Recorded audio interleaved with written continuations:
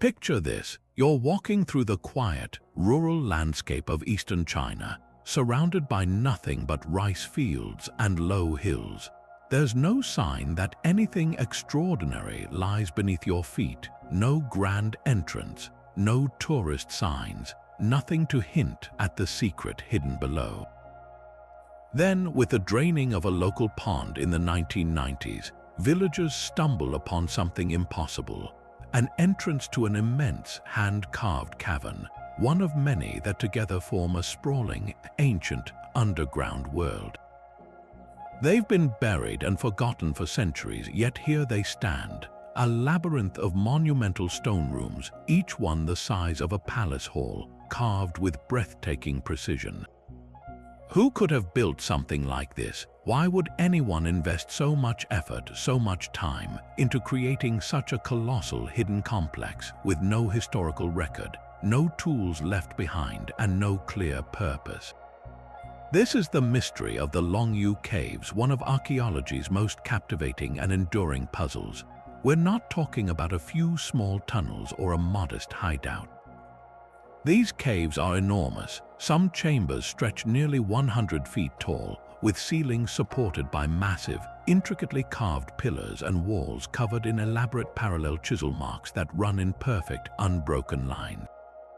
The scale is staggering, a network of at least 24 separate grottos covering tens of thousands of square meters, all excavated by hand from solid sandstone. To put that in perspective, removing that much rock would have required the labor of thousands of people working for decades. Yet there's no mention of this project in any historical text, no local legends that speak of its construction, and no evidence of the tools or technology used to create it. It's as though these caves simply appeared fully formed, leaving no trace of their makers behind. So today, we're going to venture deep into this enigma. We'll explore the astonishing engineering behind the Longyou Caves, examine the various theories about who built them and why, and dig into why this mystery still captures the imagination of historians, archaeologists, and adventurers around the world. This is a story about human ambition on an almost unimaginable scale, a hidden masterpiece lying in wait for centuries, ready to challenge everything we think we know about ancient capabilities and lost civilizations. If you've ever wondered what secrets still lie buried beneath our feet, waiting to be uncovered, you're in the right place. Let's begin. The year was 1992, and in the small village of Xian in Zhejiang province, a group of locals decided to take on a task that seemed utterly ordinary. A pond known for never drying up had long been a source of local curiosity, and fueled by a mix of determination and perhaps a touch of folklore, they pooled their resources to rent a water pump. Their goal was simple: to drain the pond and see what, if anything, lay at the bottom, maybe hoping to find some ancient fish or a hidden spring. As the water level slowly dropped, however, they were met with something that defied all expectation. Instead of a muddy bottom, they revealed a dark, gaping opening in the earth, a perfectly vertical, sheer wall of rock that was clearly not a natural formation. The first brave villager to peer over the edge would have been met with a rush of cool, damp air and a profound darkness that swallowed the beam of their flashlight. They weren't looking into a small hole or a cave. They were staring into the void of an immense, incomprehensibly large, human-made cavern. Word of the discovery spread instantly, transforming the local endeavor into a regional sensation. One by one, more of these water-filled ponds were drained, each revealing another staggering grotto. The initial shock quickly gave way to a deep and unsettling confusion. Who could have built this? The villagers, the local authorities, and the first archaeologists to arrive on the scene were all grappling with the same overwhelming question. There were no historical records, no ancient maps, not even a single local legend that spoke of a project of this magnitude. The caves were a historical anomaly, a ghost in the machine of China's meticulously recorded past. The sheer scale of what they had found immediately challenged the established narrative of ancient Chinese engineering. This wasn't a tomb or a simple shelter. It was a subterranean palace complex, carved with a precision that seemed to belong to a different era entirely. The awe of that first encounter is almost impossible to overstate. Imagine standing at the rim of that first opening, your worldview shifting in real time. One moment you are in a familiar rural landscape of rice fields and quiet hills, and the next you are gazing into a hidden world that had been sitting silently beneath your feet for centuries, maybe even millennia. The cavern's walls were not rough-hewn. They were finished with an astonishing level of craftsmanship, covered from floor to ceiling in thousands of meticulously carved parallel lines. These chisel marks were not merely functional. They formed a consistent, decorative pattern that spoke of an immense pride in the work, a desire for beauty in what was already a monumental feat of brute strength and engineering. This was not the work of a few people digging a hole. This was a coordinated, sophisticated, and colossal enterprise that had simply vanished from human memory, leaving behind only its breathtaking underground masterpiece. To truly grasp what was discovered, you have to move beyond the idea of simple caves and start thinking in terms of underground cathedrals. The numbers alone are difficult to process. This isn't a single hidden room, it's a complex of at least 24 separate caverns, sprawling across an area of over 30,000 square meters. That's a space larger than 5 football fields, all carved out by hand from incredibly hard, brittle sandstone. Some of the individual chambers are so vast they could easily swallow a 10-story building, with soaring ceilings that climb to nearly 100 feet high. Walking into one of these grottos for the first time, your senses would be completely overwhelmed.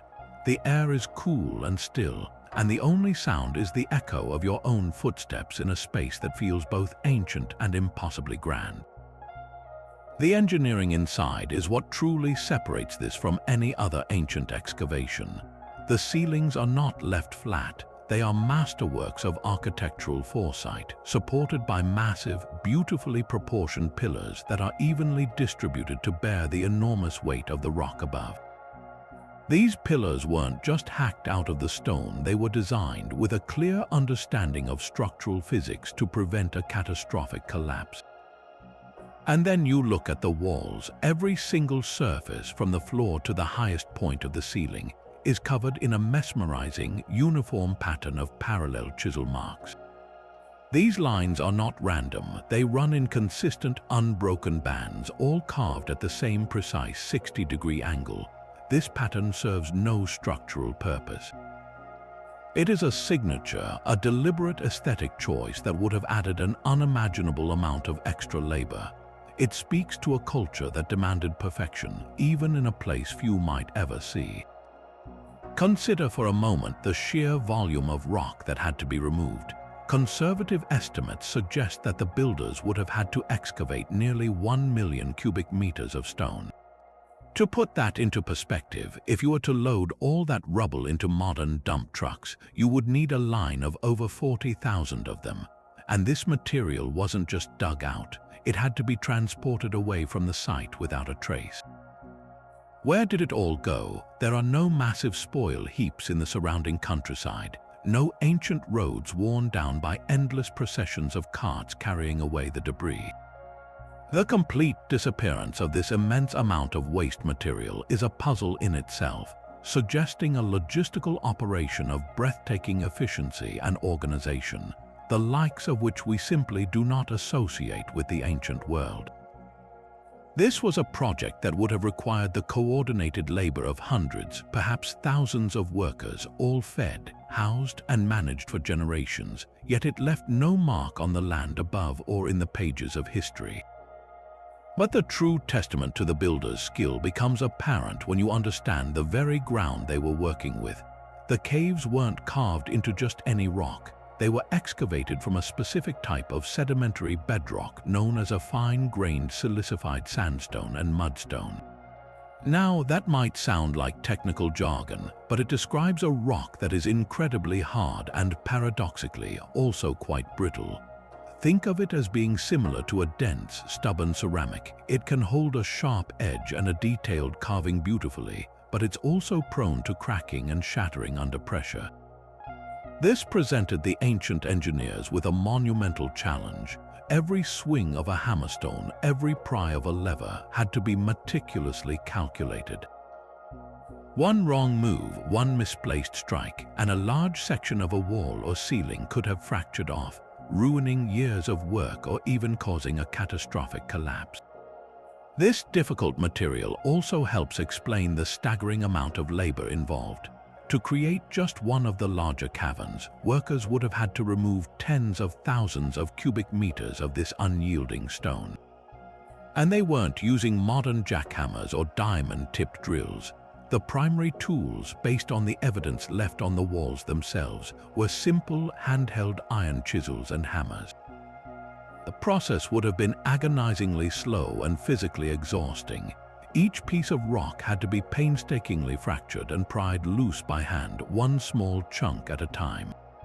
The constant, deafening noise of thousands of simultaneous strikes echoing through the chambers, the air thick with silicate dust, it would have been an environment of almost unimaginable hardship.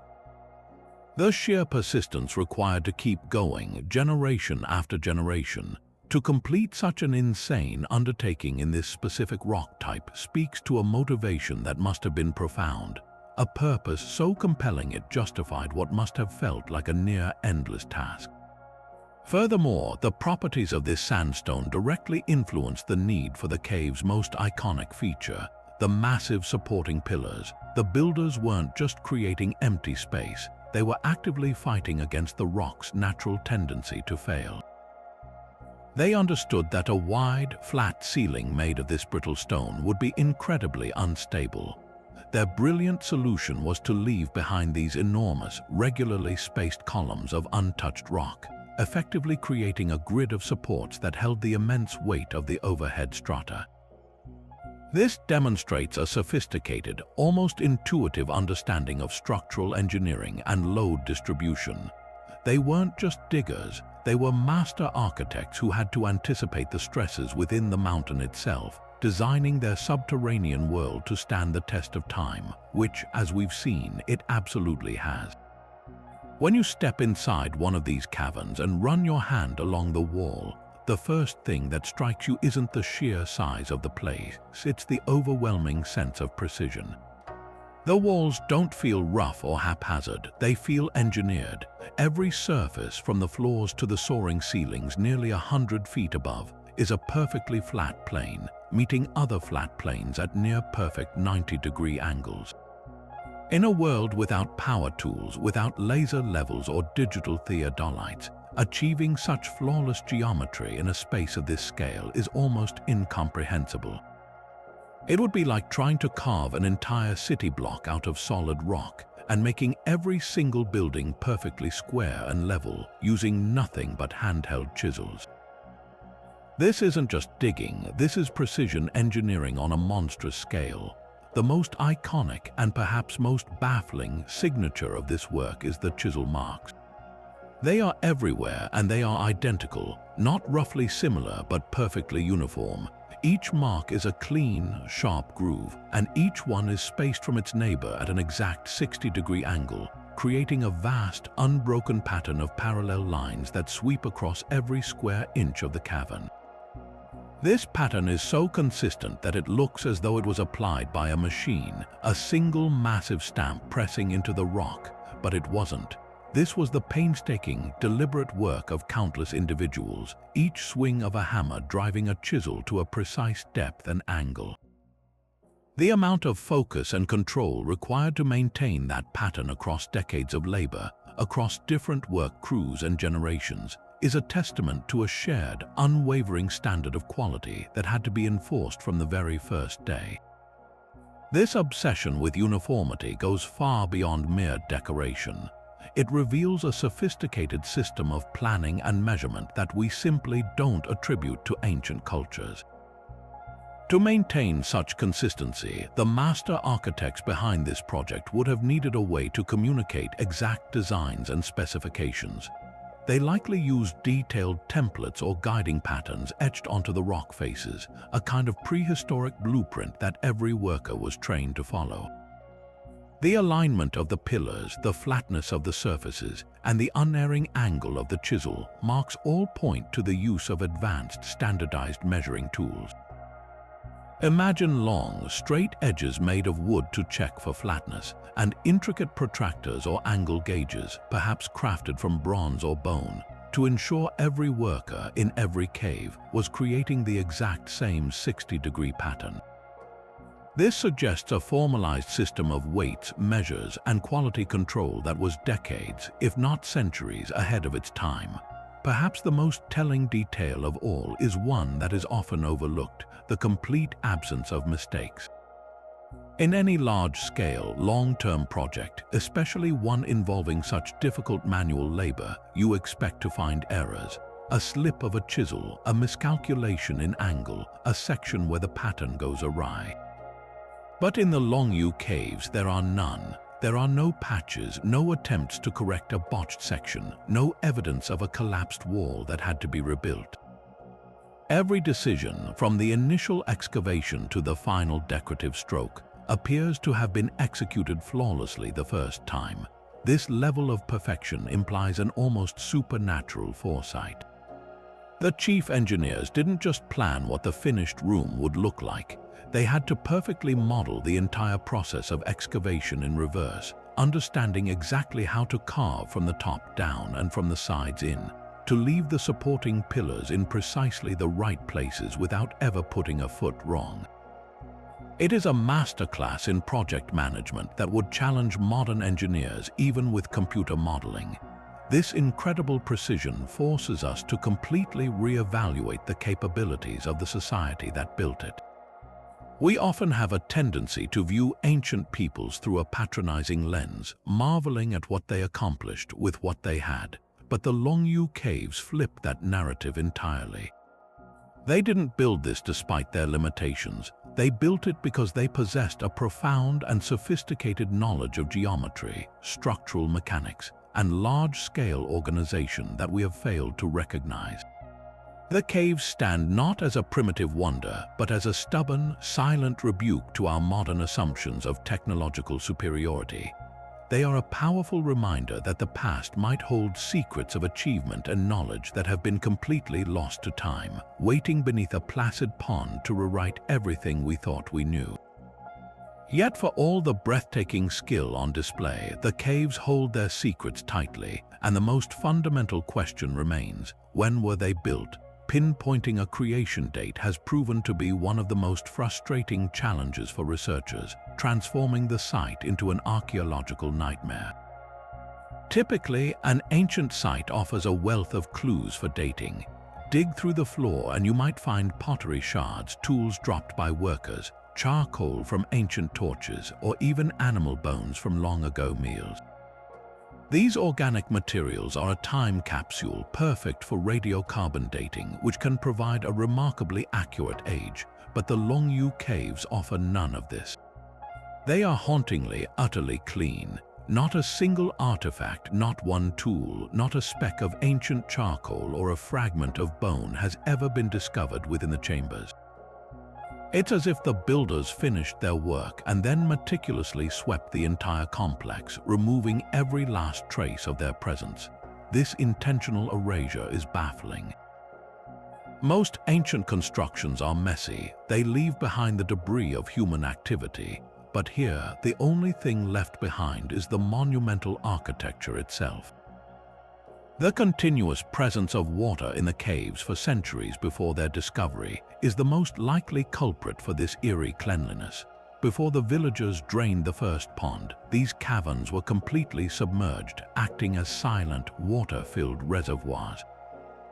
This long-term immersion would have effectively washed away any fragile organic evidence that might have been left behind: pollen, textiles, food remnants, or wooden scaffolding. All of the usual dating materials would have decomposed completely in the stagnant water, leaving the stone walls bare and the historical record blank. With a traditional archaeological toolkit rendered useless, experts have been forced to turn to more creative and often less precise methods. One approach has been to analyze the weathering and erosion on the cave walls themselves, a geological technique that measures how long it takes for certain types of rock to degrade. However, these methods rely on estimates and comparisons to other sites, and the results have been all over the map. Some studies, based on the degree of silicification and erosion patterns, have suggested the caves could be astonishingly ancient, perhaps dating back as far as 12,000 years. This would place their construction at the very end of the last ice age, a time when mainstream history tells us humans were primitive hunter-gatherers, incapable of such a colossal and sophisticated engineering project. Other researchers have tried a stylistic analysis, comparing the meticulous parallel chisel marks to those found on known artifacts from different Chinese dynasties. This method points to a much later, though still very old, date. The specific angle and technique of the carving bear a striking resemblance to patterns found on bronze vessels from the Western Han Dynasty around 2,000 years old. This would still make the caves an incredible anomaly, a project of unimaginable scale with no historical mention, but it at least fits within the timeline of a known advanced civilization. The problem is that without a single datable object, these stylistic comparisons remain educated guesses, compelling theories without a smoking gun to confirm them. This vast discrepancy in dating, a gap of 10,000 years between the youngest and oldest estimates, highlights just how deep the mystery runs. We are left with two radically different, equally mind-bending possibilities. Either a highly advanced, organized, and technically proficient society existed in prehistoric China 12 millennia ago, a society whose entire legacy was somehow completely lost to history, or a later known dynasty like the Qin or Han embarked on the single largest construction project of their age, mobilizing thousands of workers for generations, and somehow managed to keep the entire endeavor a complete secret, never recording it and ensuring all evidence of their labor vanished. Both scenarios are equally extraordinary, and both challenge the very foundations of what we understand about human history and the rise of civilization. The silent, empty halls of the Longyou Caves refuse to give up their age, forcing us to confront the uncomfortable reality that the past may be far stranger and more incomplete than our history books would have us believe. This complete silence in the official record is perhaps even more baffling than the caves themselves, because China possesses one of the most extensive and continuous historical traditions in the entire world.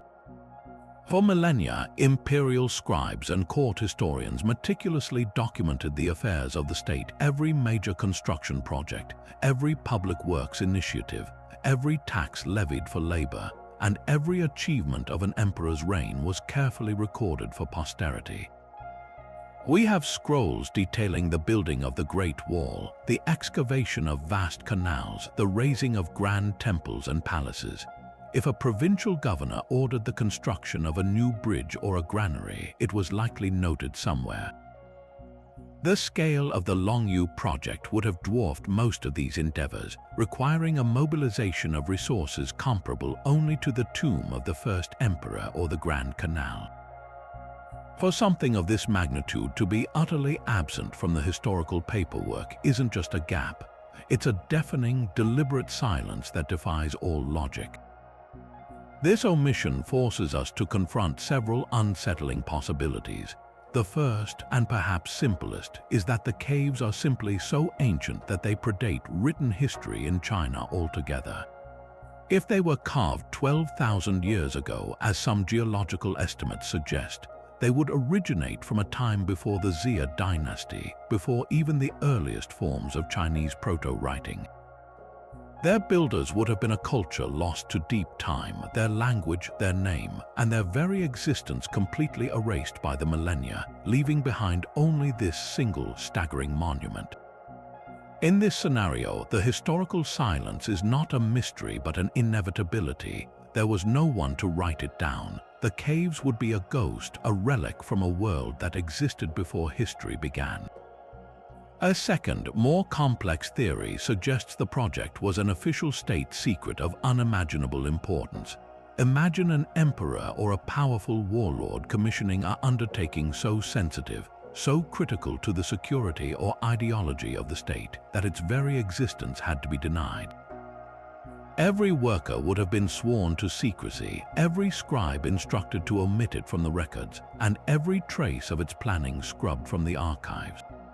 Upon completion, perhaps the architects and key laborers were eliminated to protect the secret, their knowledge dying with them. This would explain the lack of tools, artifacts, and any written mention. The caves could have served as a hidden refuge for the elite during an invasion, a clandestine weapons manufactory, or even a forbidden religious site that contradicted official state doctrine. Their purpose was so dangerous that to speak of it or write of it was tantamount to treason. A third and deeply intriguing idea is that the caves were never meant to be a single, celebrated project. What if they weren't built all at once, but were instead excavated slowly over centuries by a marginalized or persecuted group operating far from the eyes of the imperial court? A secret society, a heterodox religious sect, or a community in hiding could have slowly and quietly expanded this subterranean world generation after generation. Their work would have been invisible to the authorities, their activities undocumented because they existed outside the official structure of society. The parallel chisel marks wouldn't be a state-mandated design, they would be a religious or cultural signature, a ritual practice integral to the act of carving itself. In this light, the caves aren't a palace but a hidden sanctuary, a place of worship and safety carved in secret, its true purpose known only to the initiated and never revealed to the historians of the ruling powers.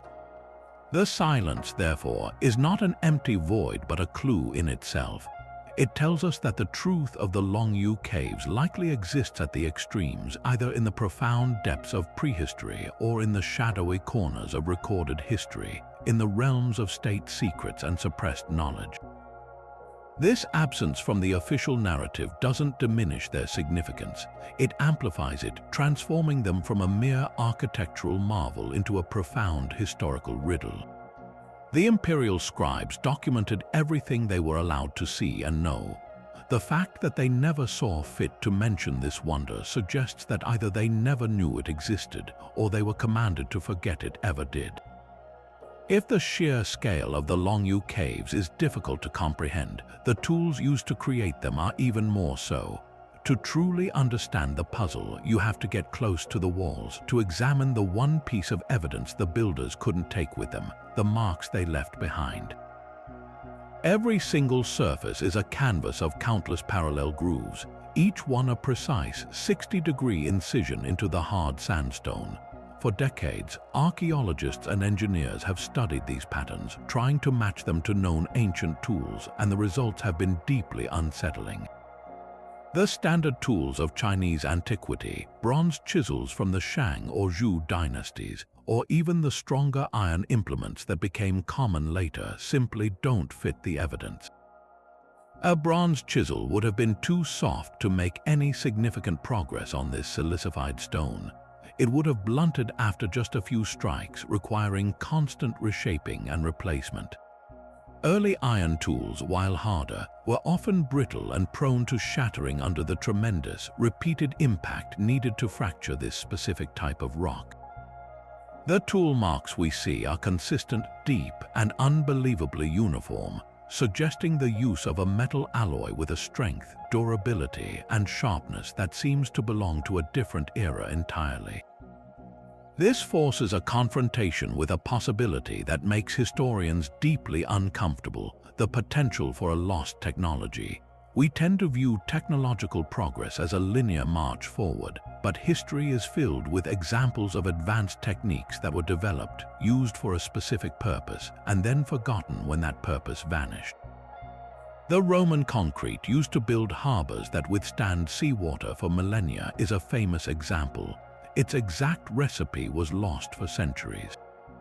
Could the builders of Longyou have possessed a metallurgical secret, a way to temper iron or create a steel-like alloy that gave them a significant advantage? Perhaps they used a unique hammering technique or a method of heating the stone to make it more brittle before carving, a process that would leave no obvious trace. The frustrating lack of any discarded tools at the site means we are left with only the negative evidence, the fact that known tools don't match the marks pointing towards a method that has since disappeared from the human toolkit. Beyond the material of the tools themselves, the method of their use presents another layer of mystery. The unerring consistency of the marks from the floor of the first cave discovered to the highest ceiling of the last indicates an unprecedented level of standardization and training. This wasn't a project where individual workers had their own unique style or tool set. This was a coordinated army of laborers, all following the exact same specifications, likely under the direction of master craftsmen who enforced a rigid quality control. They would have needed a system to constantly sharpen and maintain their tools on an industrial scale, a logistical feat in itself. The sound within the caves during construction would have been a deafening, relentless symphony of thousands of synchronized hammer strikes, a rhythm maintained for generations. Each perfectly spaced groove is a fossilized moment of that coordinated effort, a testament to a shared purpose and a disciplined skill that has vanished without an echo in the historical record. The most compelling clue might not be in the tools, but in the absolute intention behind the marks. Many researchers have moved past the question of what tool and started asking why this pattern. The consistent 60-degree angle is inefficient for simply removing rock. A perpendicular strike would be more effective for breaking large chunks.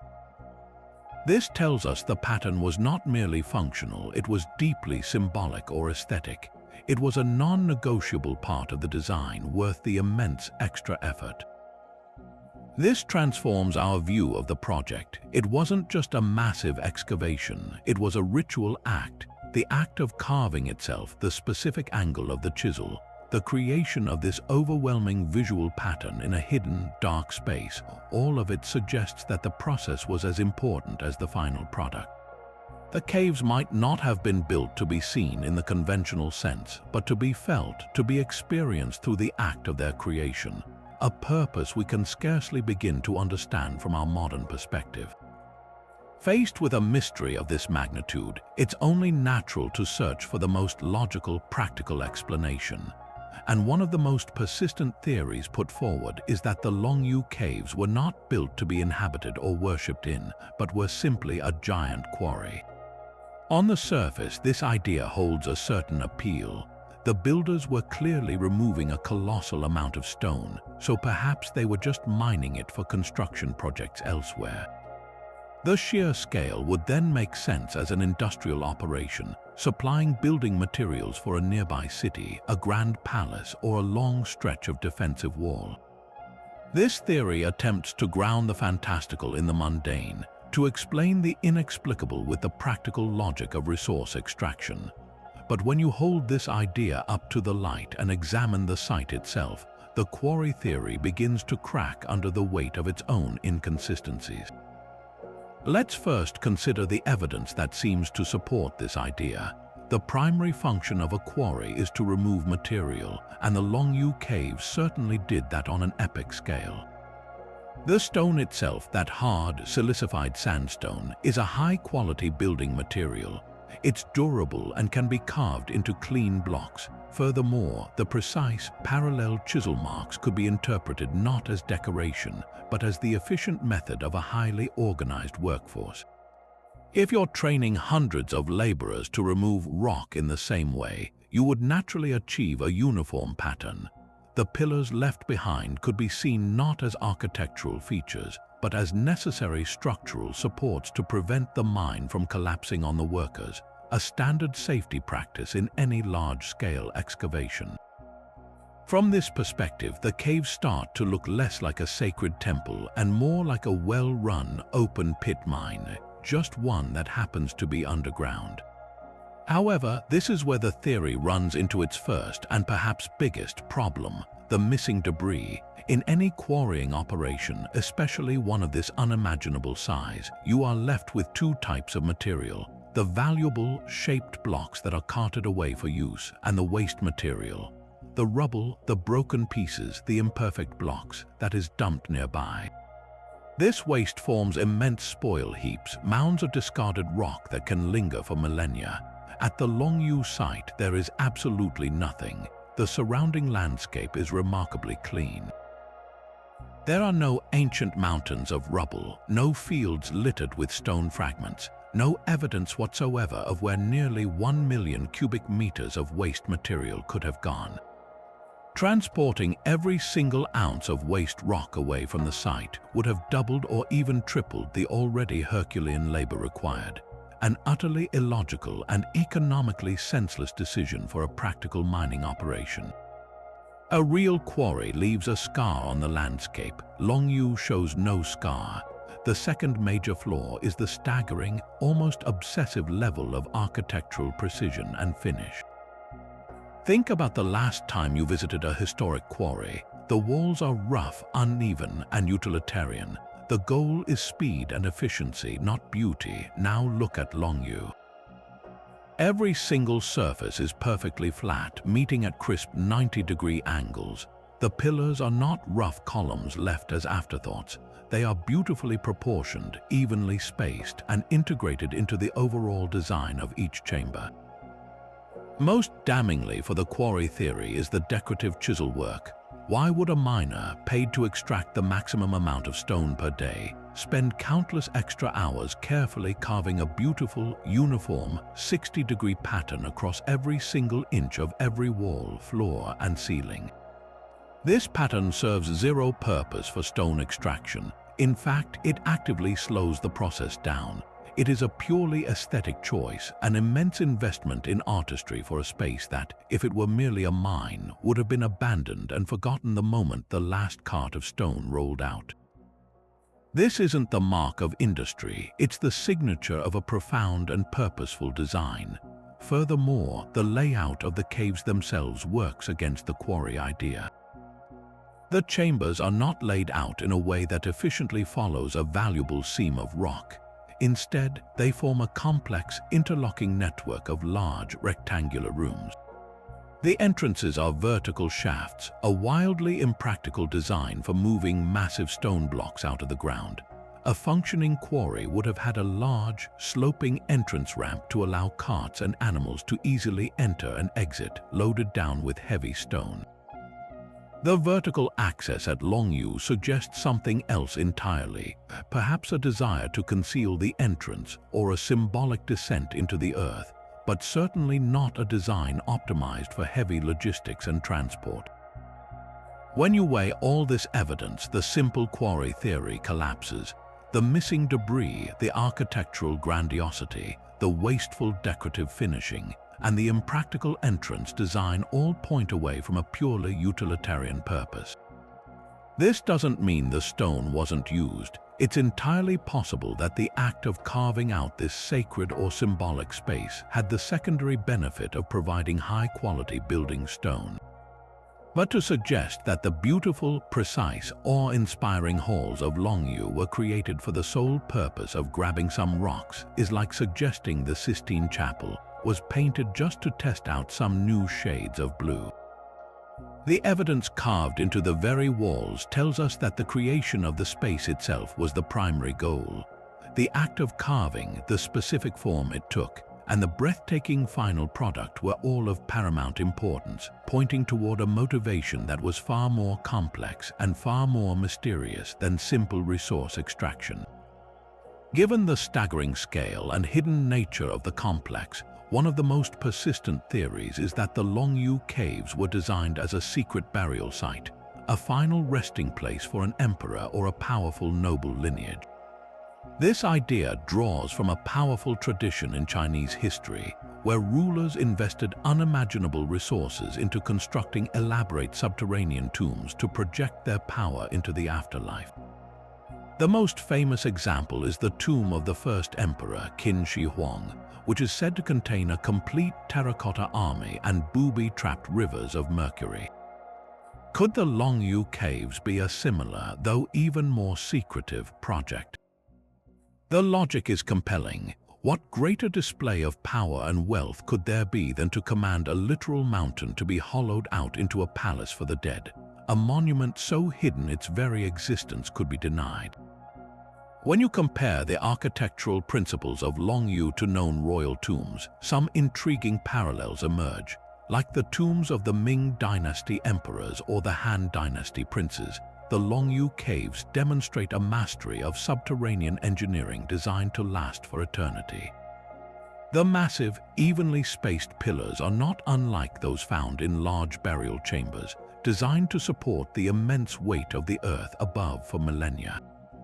The sheer investment of labor also matches what we'd expect for a project commissioned by a ruler with absolute control over a vast population. The desire for permanence, for a legacy carved in stone, fits the psychological profile of an ancient sovereign seeking immortality. Perhaps the secrecy was paramount. A hidden tomb would be safe from the grave robbers who plagued the more famous and thus targeted imperial mausoleums.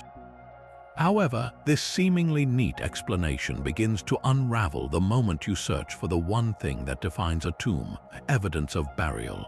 A royal tomb is not just an empty space, it is a repository, a carefully assembled collection of grave goods intended to serve the deceased in the afterlife. We would expect to find the remnants of burial chambers, ceremonial platforms, coffins, and most importantly, a treasure trove of artifacts: jade, bronze vessels, pottery, weapons, and personal ornaments. Yet the Longyou Caves are utterly, hauntingly empty. Not a single shard of pottery, not a fragment of a coffin nail, not a speck of gold leaf or a piece of jade has ever been discovered. This is not just a lack of findings, it is a profound void. For a tomb, this is inexplicable. Even if it had been looted in antiquity, looters would have taken the valuables but left behind broken objects, scattered debris, and signs of their intrusion. The pristine, swept-clean nature of the caves suggests they were never used for their intended purpose, or that their purpose was something entirely different. The design itself also diverges sharply from traditional Chinese tomb architecture. Known tombs, from the simplest to the most elaborate, follow certain cultural and religious conventions. They are often oriented along specific cardinal directions according to feng shui principles. They contain symbolic motifs like animals of the zodiac or celestial maps on the ceilings, and their layouts typically mirror the structure of a palace or a home, with antechambers leading to a main burial room. The Longyou Caves possess none of this symbolic language. There are no carvings of dragons or phoenixes, no astronomical charts, no directional alignment that we can discern. The only pattern is the relentless, uniform chiseling. This absence of iconography is deafening. If this was a tomb, it is a tomb without a single prayer, a single symbol, or a single god carved into its walls, a concept utterly alien to the spiritual worldview of ancient China. Furthermore, the sheer number of chambers works against the singular tomb theory. With at least 24 massive grottos, the complex has the capacity to house not just one emperor but an entire dynasty. While some emperors built large necropolises, they consisted of individual, separate tombs for each ruler. The interconnected nature of Longyou suggests a single, unified project. The scale is simply too vast, too communal for a single burial. It feels less like a secret mausoleum and more like an underground city designed for the living, or for a very large group of people engaged in a shared, ongoing activity. The tomb hypothesis attempts to fit the caves into a known box, but the evidence carved into the stone itself suggests that whatever happened here, it was something far outside the box of conventional ancient Chinese funerary practice. The silence isn't just in the historical records, it's in the very design which whispers of a purpose we have yet to truly comprehend. But if not a tomb or a quarry, could these immense hidden halls have served a more strategic purpose? This leads us to perhaps the most pragmatic theory. that the Longyou Caves were a colossal military installation, a secret fortress designed for war. Imagine a hidden army, thousands strong, concealed beneath the earth, with enough supplies to withstand a long siege, all completely unknown to an invading force.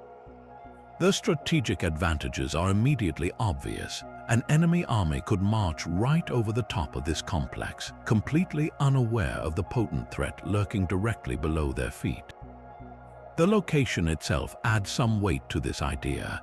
Zhejiang province has a long and turbulent history of conflict, from ancient feudal wars to more recent rebellions. A hidden base of operations in this region would have been a game-changing asset for any local warlord or ambitious emperor. The design of the caves also presents some compelling features for defense. The vertical shaft entrances are a major point in favor of this theory. While impractical for moving building blocks, a narrow, single-file entrance is a defender's dream. It creates a perfect choke point, a bottleneck where a small number of troops could hold off a vastly larger force, picking them off one by one as they tried to descend. The immense size of the chambers could have allowed for the storage of vast quantities of grain, weapons, and armor, enough to supply an army for months or even years. The cool, stable underground temperature would have been ideal for preserving food supplies. The pillars, from a military perspective, are not just architectural. They provide excellent cover for troops moving within the cavern, breaking up the open space into defensible segments. However, when we move from the grand concept to the practical realities of housing an army underground, the theory begins to show serious weaknesses. The first and most immediate problem is the complete lack of infrastructure for sustaining human life. There are no hearths for cooking, no latrines, no designated sleeping areas, and no source of fresh water or air circulation. While a small contingent could perhaps manage for a short time, housing a large force for any extended period would have required sophisticated ventilation shafts to prevent suffocation from the smoke of cooking fires and the mere exhalation of thousands of men. No such shafts have been found. The constant dampness and lack of sunlight would have led to rampant disease, making the caves less a fortress and more a mass grave in waiting. Furthermore, the very act of keeping such a large force hidden would have been a logistical nightmare. The comings and goings for supply runs, the noise of drilling and daily life, and the sheer amount of waste produced by thousands of people would have been nearly impossible to conceal from the local population, let alone enemy spies. The most definitive evidence against the military barrack theory, however, is once again found in the walls themselves. If this space was designed for utility and war, why the obsessive, time-consuming decorative finish? A military commander concerned with efficiency and speed would never mandate that his soldiers or laborers spend countless extra hours carving beautiful, uniform patterns into every single surface of their storage locker. Those man-hours would have been far better spent forging more swords, training more troops, or digging additional defensive trenches. The intricate chisel work is the antithesis of military pragmatism. It is an extravagance, a profound investment in artistry that serves no tactical function whatsoever. While the scale and secrecy of the Longyou Caves might hint at a strategic purpose, the undeniable emphasis on aesthetic perfection tells us that their true function was rooted in something far deeper than the simple, brutal logic of warfare. When all practical explanations seem to fall short, we are inevitably drawn to the possibility that the Longyou Caves served a purpose that transcended the material world, a purpose rooted in ritual, spirituality, and the human desire to connect with forces greater than ourselves. Stepping into one of these caverns, the atmosphere itself seems to shift. The outside world vanishes, replaced by a profound silence that is both heavy and awe-inspiring. The air is cool and still, the only light coming from the artificial sources we bring with us. It is an environment that feels inherently separate from the everyday, a space designed to remove you from the mundane and prepare you for something sacred.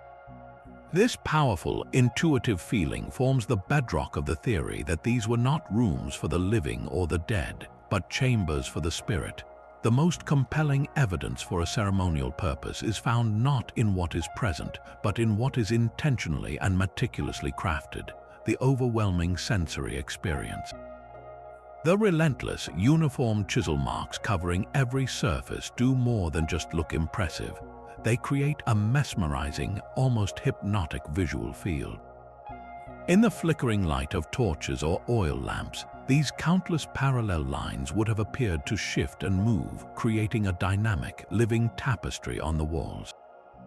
This could have been a deliberate tool for altering consciousness, a form of visual driving used to induce trance states in participants during rituals or initiation ceremonies. The act of creating this pattern itself might have been a meditative or devotional practice, a ritualized form of labor where each strike of the chisel was a prayer or an offering, embedding the very walls with spiritual significance. Beyond the visual, the acoustic properties of the caves add another profound layer to this theory. In the stark silence underground, sound behaves differently.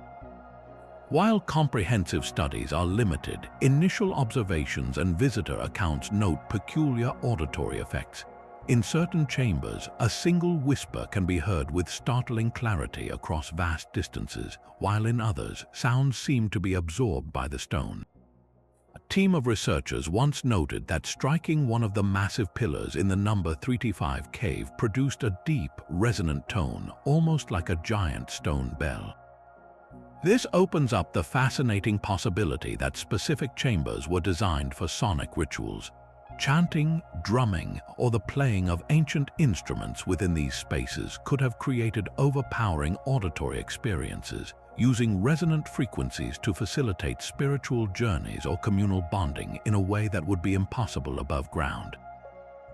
This idea connects powerfully to ancient Chinese spiritual concepts, particularly the pursuit of harmony between heaven, earth, and humanity.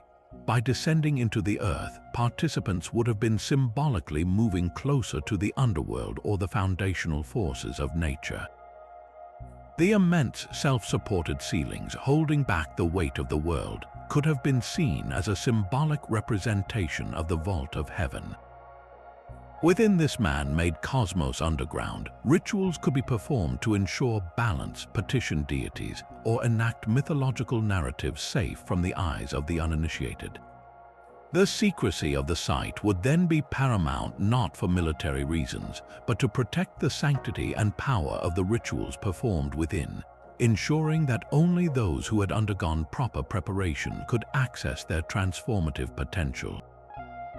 Ultimately, the religious or ceremonial theory asks us to view the Longyou Caves not as a construction project with a finite end, but as a process whose value was embedded in its very creation.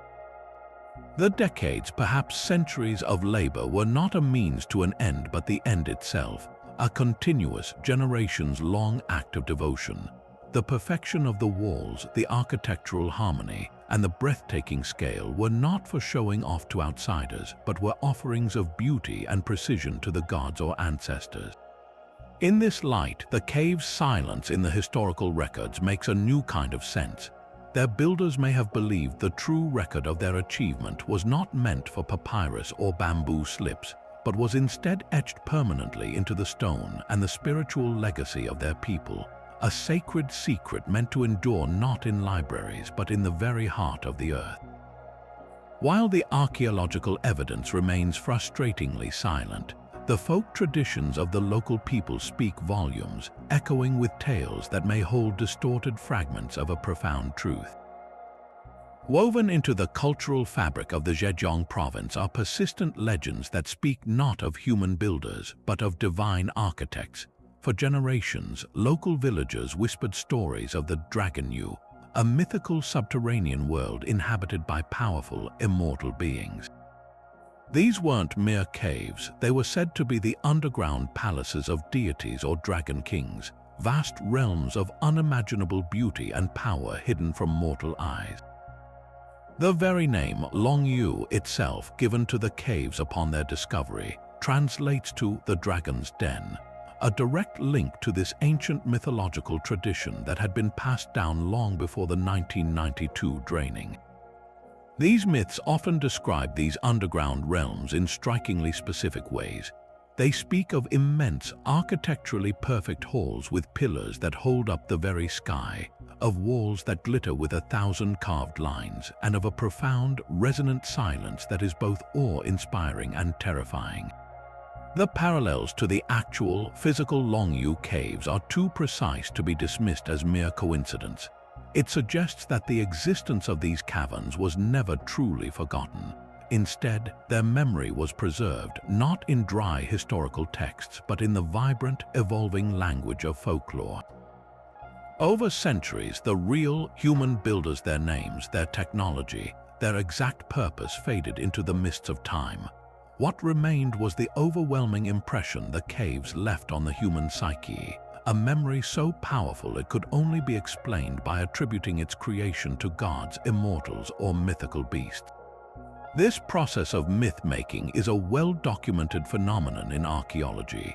When a society encounters something so far beyond its everyday understanding that it defies logical explanation, it often codifies that experience into a story.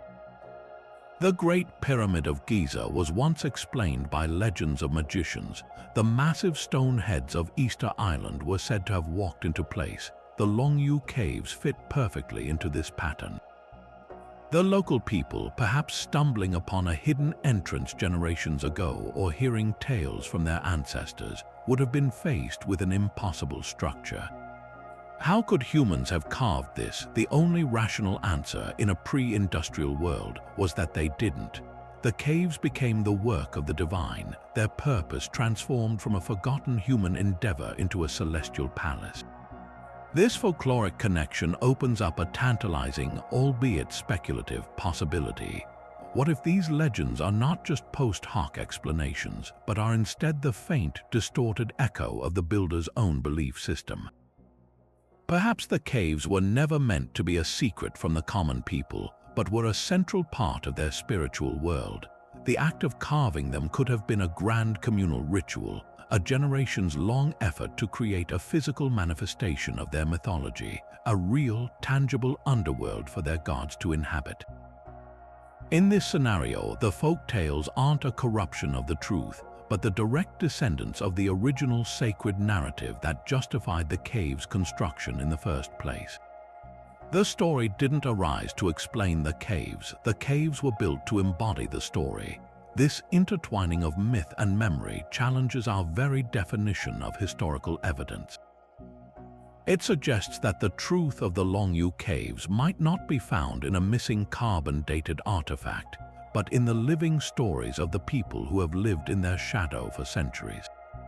These legends are a different kind of record, one written not on paper but in the collective consciousness of a culture. They remind us that history is not just a collection of facts and dates, but also the stories we tell to make sense of our world and our past. The silent, empty halls of Longyou may have lost their original voices, but the echoes of their existence have never ceased to resonate, finding a home in the enduring power of myth.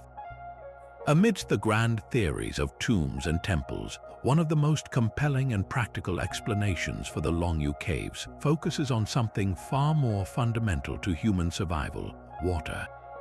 When you shift your perspective from the awe-inspiring architecture to the functional details etched into the stone, a sophisticated hydrological system begins to emerge.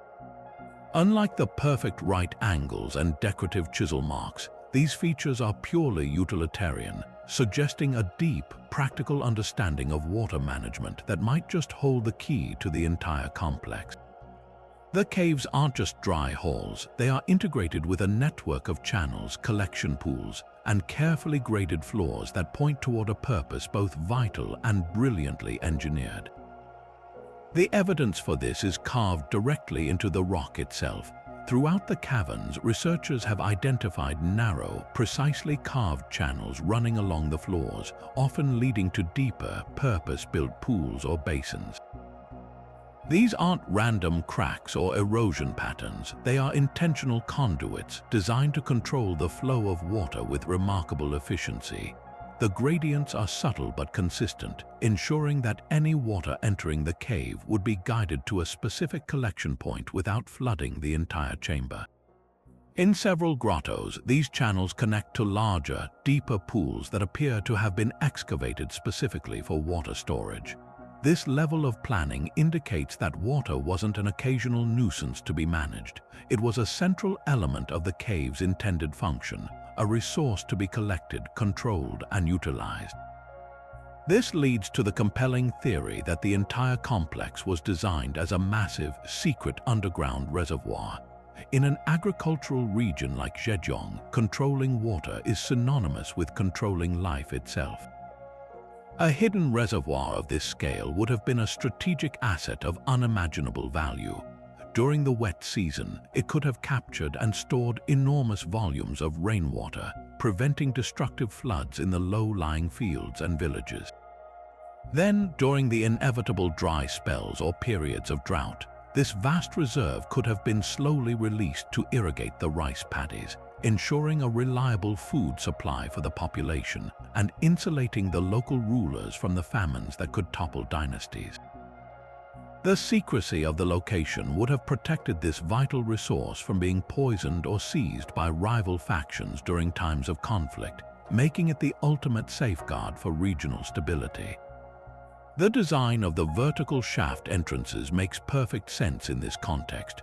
Rather than being a defensive choke point or a symbolic descent, a narrow opening would have been the most efficient way to minimize evaporation under the hot Chinese sun. It would have kept the water cool and clean, safe from algae growth and contamination, functioning like a gigantic, naturally insulated cistern. The immense column-supported ceilings prevented collapse under the saturated weight of the ground above, while the hard, silicified sandstone walls would have been virtually impermeable, preventing the precious water from simply seeping back into the earth. Every architectural decision, from the structural integrity to the hidden access points, aligns perfectly with the goal of creating a permanent, sustainable, and secure water bank. However, even this elegant theory is not without its own set of puzzling questions. If the caves were indeed a reservoir, why the extravagant, time-consuming decorative finishing on every single wall? The intricate, uniform chisel marks serve no hydraulic purpose whatsoever. In fact, a smooth, unadorned wall would have been equally effective and far less labor-intensive.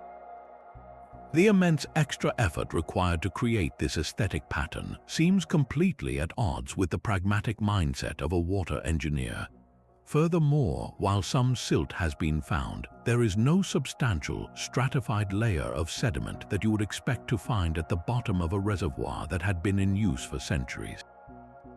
This lack of sedimentary buildup suggests that if the caves did hold water, it may not have been for a continuous, long-term period, or that the system was designed in a way that allowed for regular and complete scouring and cleaning, adding yet another layer of complexity to an already mind-boggling feat of ancient engineering.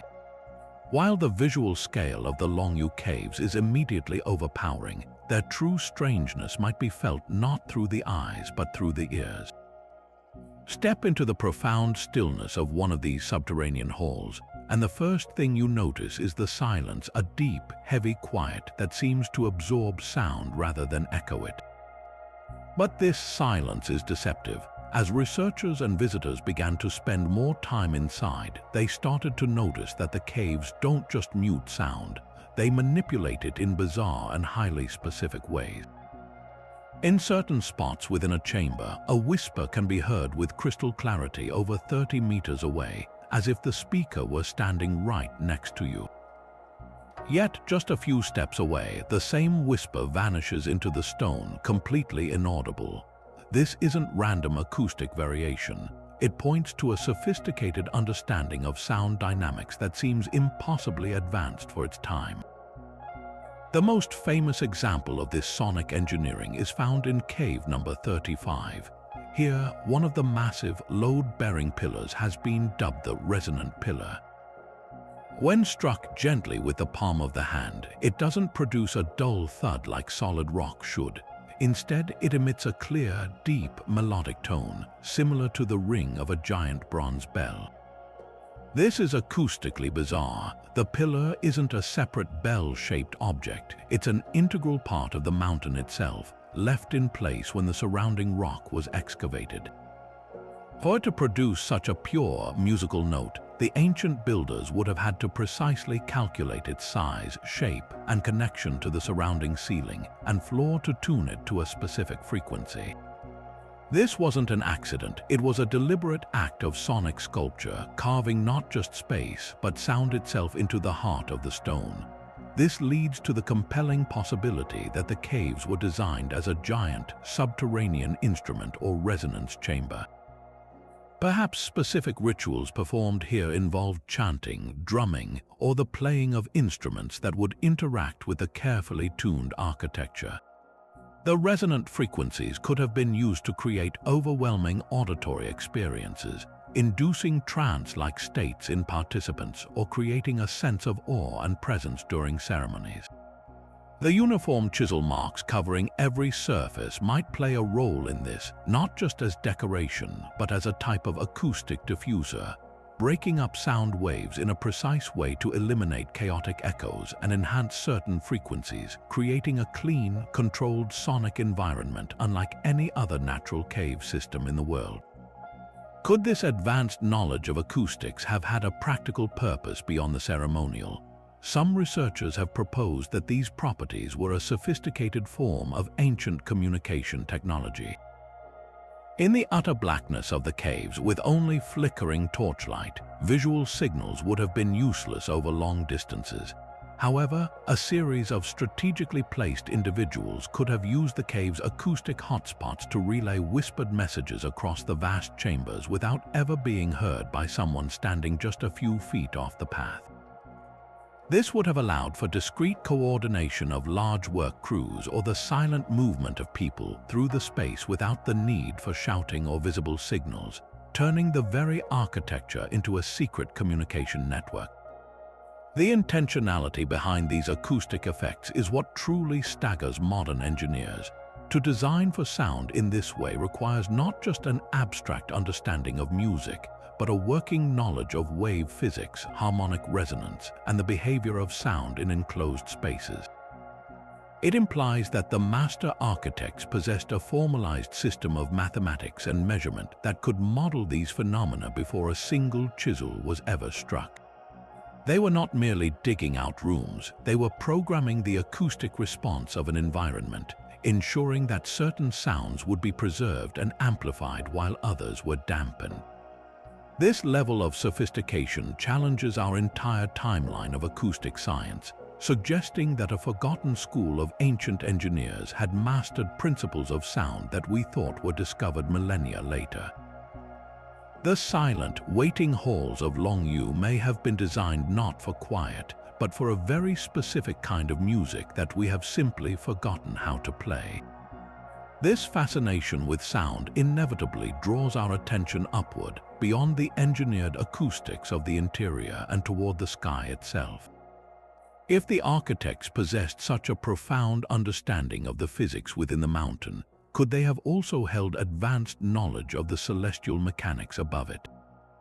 This line of inquiry leads us to one of the most captivating and controversial aspects of the Longyou mystery: the possibility that the entire complex was intentionally aligned with the heavens, creating a profound connection between this hidden underground world and the cosmic patterns unfolding overhead. The concept is deeply rooted in ancient traditions across the globe. From the pyramids of Giza to the stone circles of Europe, countless megalithic structures demonstrate a sophisticated awareness of astronomical events like solstices, equinoxes, and the cycles of prominent stars. For these ancient cultures, aligning a building with the cosmos was a way to harmonize human activity with the divine order of the universe, to create a sacred calendar etched in stone, or to honor specific deities associated with celestial bodies.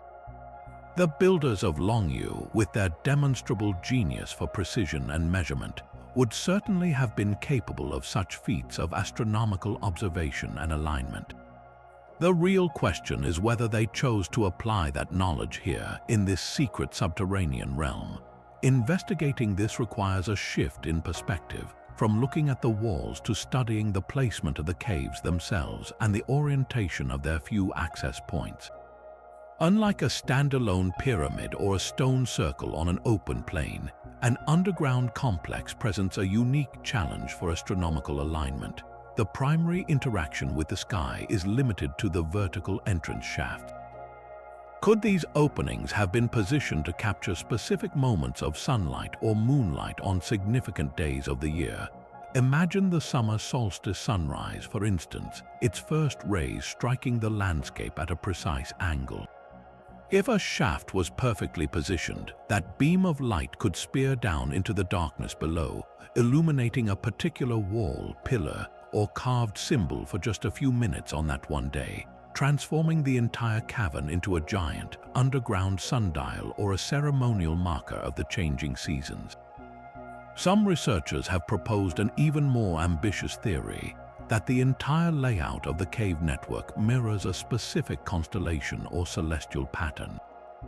This idea, known as astroarchaeology or archaeoastronomy, suggests that the relative positions and sizes of the 24 grottos could be a scaled-down map of the stars, a terrestrial representation of a heavenly realm.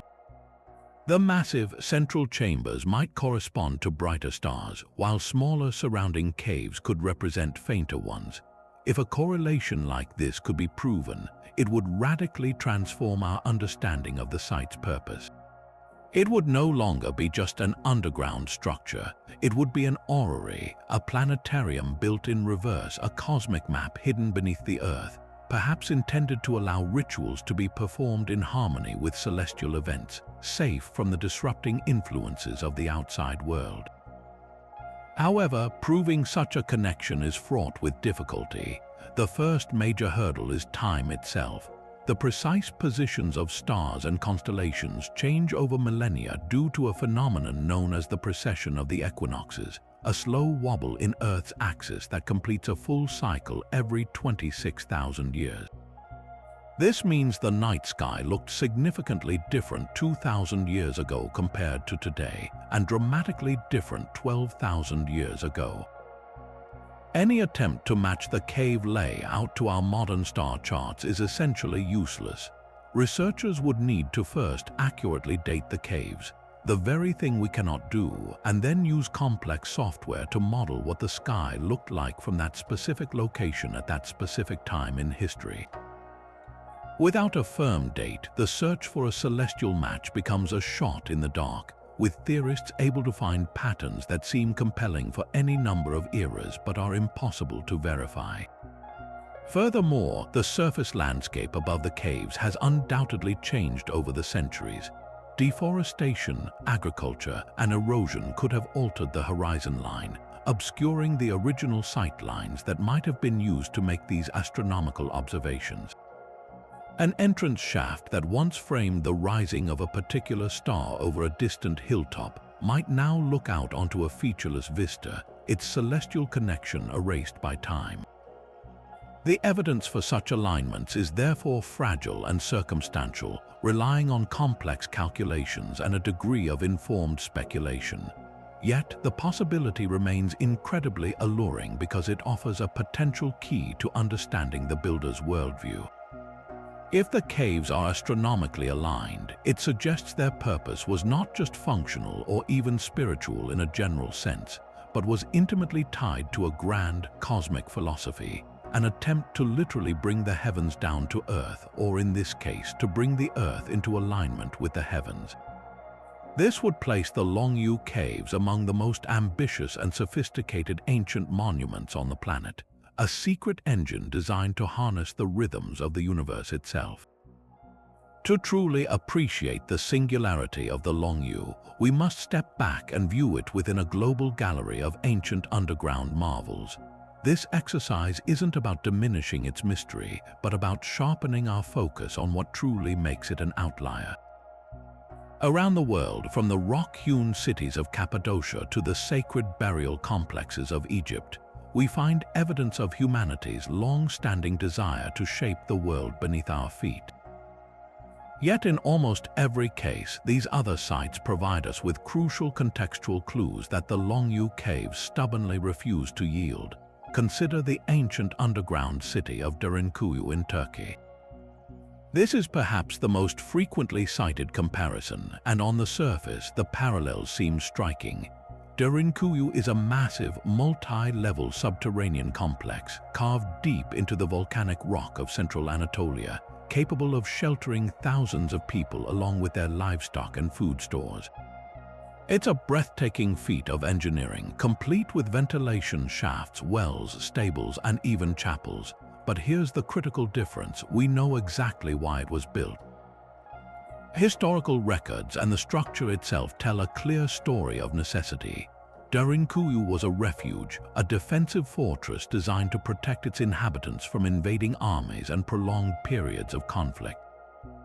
Its design is purely functional. Corridors are narrow to create choke points. Massive rolling stone doors could seal off sections from attackers, and everything about it speaks to a pragmatic response to a tangible external threat. The Longyou Caves, by contrast, show no signs of being built for defense, for habitation, or for any practical survival purpose we can easily identify. Then we have the Hal Saflieni Hypogeum on the island of Malta. This prehistoric subterranean structure, dating back over 5,000 years, shares Longyou's aura of deep mystery and spiritual potency. Carved from solid limestone, it's a labyrinth of chambers, halls, and passages on 3 distinct levels, and it is universally agreed to have served as a sanctuary and a collective burial place. This is a crucial distinction. Within the hypogeum, archaeologists discovered the remains of thousands of individuals, along with intricate carvings, pottery, and figurines like the famous Sleeping Lady. The site is steeped in symbolic art and clear funerary evidence. It provides a direct window into the spiritual beliefs of its creators. The Longyou Caves offer no such evidence.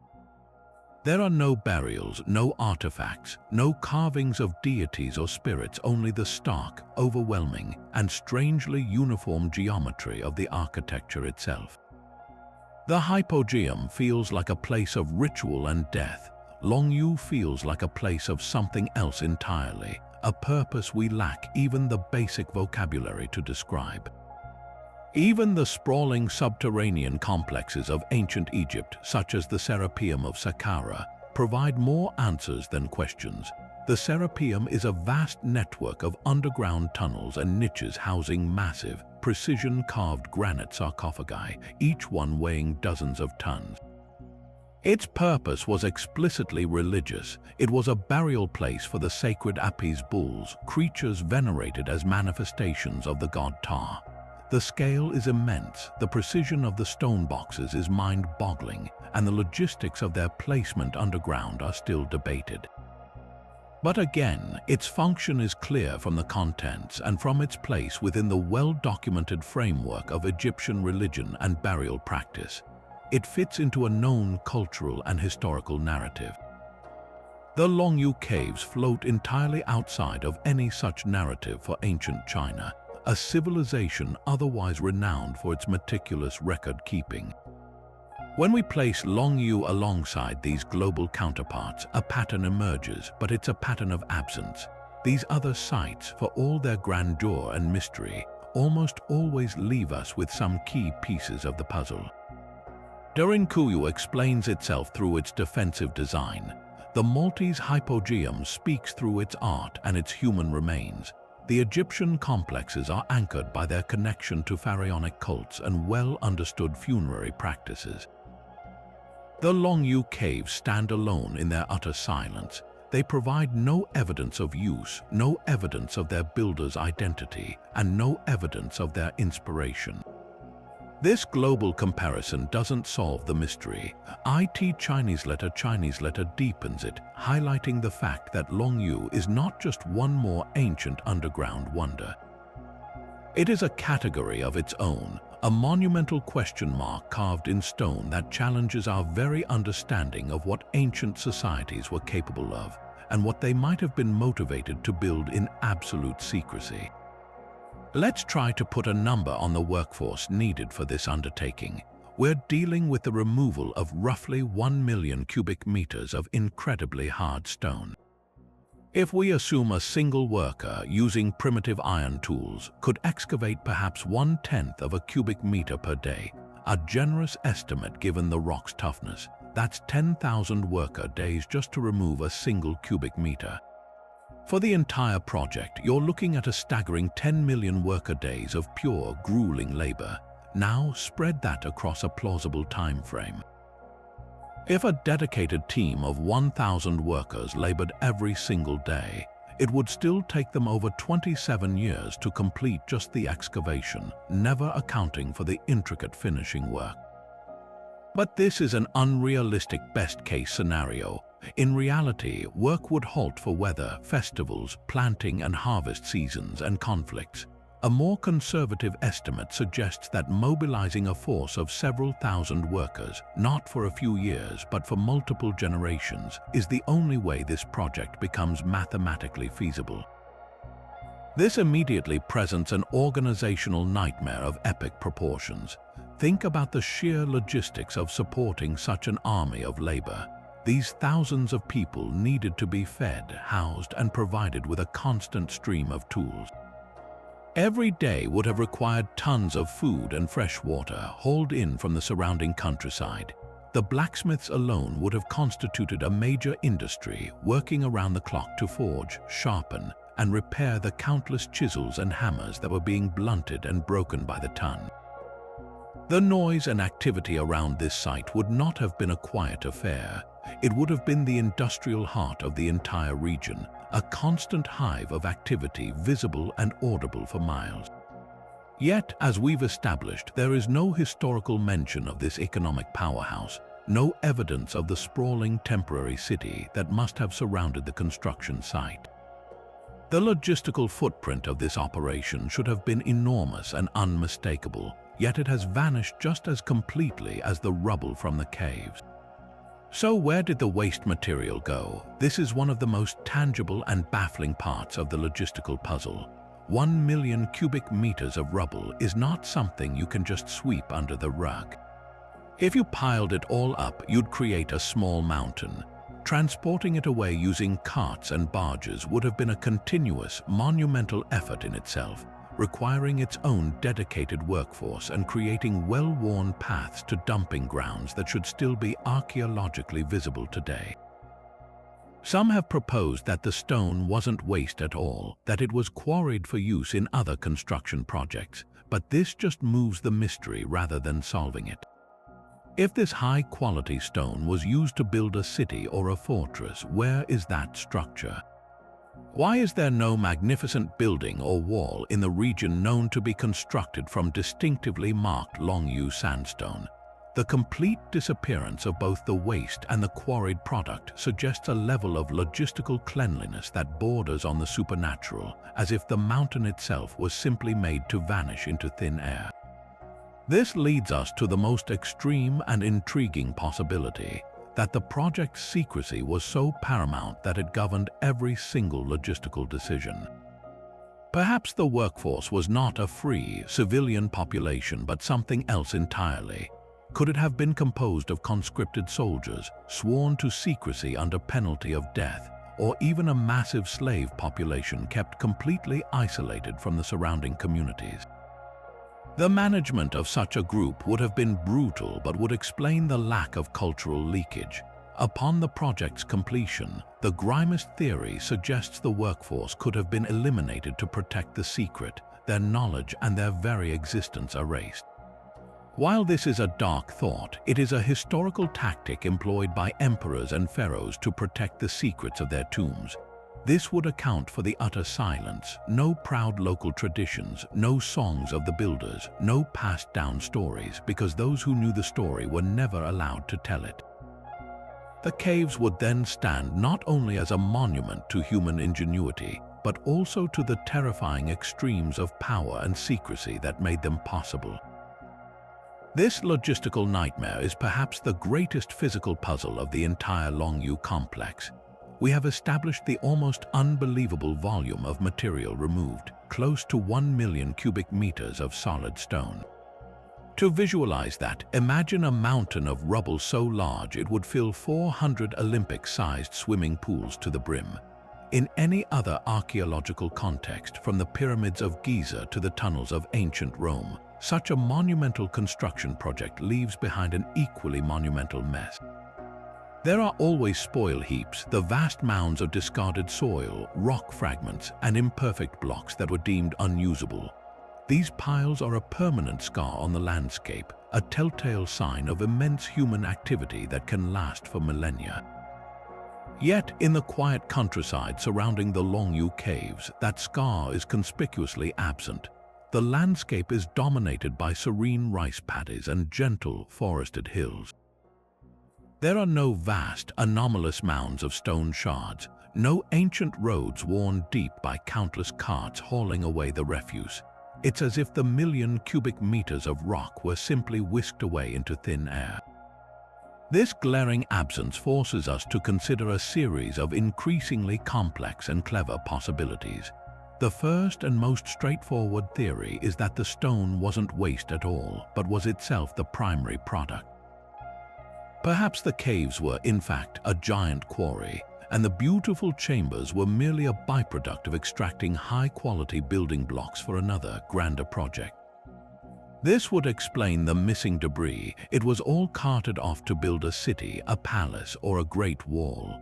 The problem with this idea, as we've touched on, is the complete lack of a corresponding structure. If this much stone was used for construction, it would have created one of the largest complexes in ancient China. Yet, there is no known city, fortress, or monument in the region built from the distinctively hard, silicified sandstone that characterizes Longyou. The stone and the incredible effort to remove it seems to have vanished without a trace, leaving no architectural legacy behind. A more ingenious suggestion involves water. The local area is dotted with ponds and lakes. Could the builders have used a network of canals and waterways to transport the rubble away by barge? This would certainly be more efficient than carts, allowing for larger loads to be moved with less visible impact on the landscape. The rubble could have been dumped into a distant lake, used to fill in swampland, or even employed in massive land reclamation projects along the coast. If the dumping ground was a large body of water, the evidence would now be completely submerged and silted over, invisible to modern surveys. This theory is compelling because it leverages the region's geography, turning water from a barrier into a highway. However, it still requires a Herculean effort of coordination. We are still talking about moving the equivalent of a small mountain piece by piece, loading it onto boats and sailing it away, all without leaving a single historical record or local legend about such a continuous, massive flotilla of stone. Perhaps the most mind-bending theory is that the builders found a way to use the rubble on site, eliminating the need to transport it at all. Could they have pulverized the stone into a fine powder and mixed it with lime or clay to create a primitive form of concrete or mortar for other projects? Or might they have used it to construct the very villages that now stand nearby, the stone fragments hidden within the foundations and walls of ancient buildings that have since been rebuilt over centuries? This would be a masterpiece of efficiency, a true zero-waste operation where every last chip of rock was repurposed. While this solves the problem of the missing piles, it introduces another layer of almost supernatural foresight and logistical control. It implies the builders had a complete, detailed plan for the entire project before the first chisel struck, knowing exactly how much stone they would extract and having a pre-planned use for every single ounce of it. This level of resource management is stunning to contemplate, far beyond what we typically attribute to ancient civilizations. The absence of the debris is more than just a practical puzzle. It is a profound clue about the mindset and capabilities of the builders. It tells us that the project's secrecy or its aesthetic impact on the surface world was of paramount importance. They were not just building underground, they were ensuring that their activity left no visible mark on the world above. This points to a culture with an incredible capacity for long-term planning and environmental management, or perhaps one driven by a powerful ideological need for concealment. The missing mountain of stone is a silent testament to a efficiency and a secrecy so complete that it has successfully hidden the evidence of its own creation for centuries, challenging us to think not just about how they built it, but how they made the evidence of their building disappear. Perhaps the most compelling argument for a Bronze Age origin lies not in the tools we can't find, but in the art we can see. The most distinctive feature of the caves, the endless, uniform parallel chisel marks carved at a precise 60-degree angle, provides a tantalizing stylistic clue.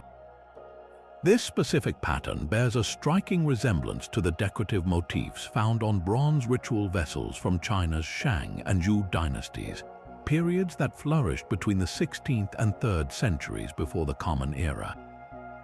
On these sacred objects, artisans used intricate cross-hatching and repeating linear patterns to fill backgrounds and highlight intricate designs of touty masks and mythical creatures. The visual language is one of ordered, rhythmic repetition, a deliberate aesthetic choice that signifies craftsmanship, prestige, and a cultural value placed on meticulous, patterned beauty. The walls of Longyou seem to scream this same artistic principle, but on a literally monumental scale. It's as if the aesthetic sensibilities reserved for the most important bronze works of the age were transferred directly onto the rock itself, suggesting a shared cultural or artistic worldview between the cave builders and the Bronze Age metallurgists. Furthermore, the very act of undertaking such a generational, state-sponsored project aligns with what we know of powerful Bronze Age societies. This was an era of emerging kingdoms, divine right kings, and the ability to marshal vast populations for colossal works that projected power and piety. The Shang dynasty, for instance, is known to have mobilized enormous workforces to build massive earthen-walled cities and elaborate royal tombs, complete with human sacrifices. The organizational capacity, the command of labor, and the sheer will required for such endeavors are perfectly consistent with the scale of the Longyou project. In this light, the caves would not be an anomaly but rather the ultimate expression of Bronze Age imperial power, a project so immense and so secret that it became a state secret of the highest order, its very existence scrubbed from the official records to protect its sanctity or purpose. However, this seemingly neat alignment crashes headlong into a formidable technological obstacle. The primary tools of the Chinese Bronze Age were unsurprisingly made of bronze. While bronze is excellent for holding a sharp edge on weapons or creating detailed castings, it is woefully inadequate for quarrying hard, silicified sandstone. A bronze chisel would blunt, bend, and break after just a few strikes against such resilient stone. The work would be not just slow, but virtually impossible, requiring an endless supply of new tools and making a project of this scale logistically unimaginable. This presents a paradox. The artistic style suggests the Bronze Age, but the implied tool technology seems to leapfrog ahead to the Iron Age, when stronger, more durable iron tools became commonly available in China around the 6th century before the Common Era. This contradiction forces us to consider a fascinating and controversial possibility, that the Bronze Age society responsible for Longyou possessed a metallurgical secret that has been lost to history. Perhaps they had developed a method of forging bronze with unusual hardness, or maybe they had access to early, rare iron meteorite metal that they worked into specialized chisels for this specific project. It's not beyond the realm of possibility that an advanced, isolated group of artisans could have stumbled upon a technique for creating a superior metal alloy, a knowledge that was so closely guarded it died with the project's completion. The complete absence of any discarded tools at the site, which is so frustrating for archaeologists, could therefore be explained by the immense value and secrecy of these advanced implements. They weren't left behind because they were too precious to abandon.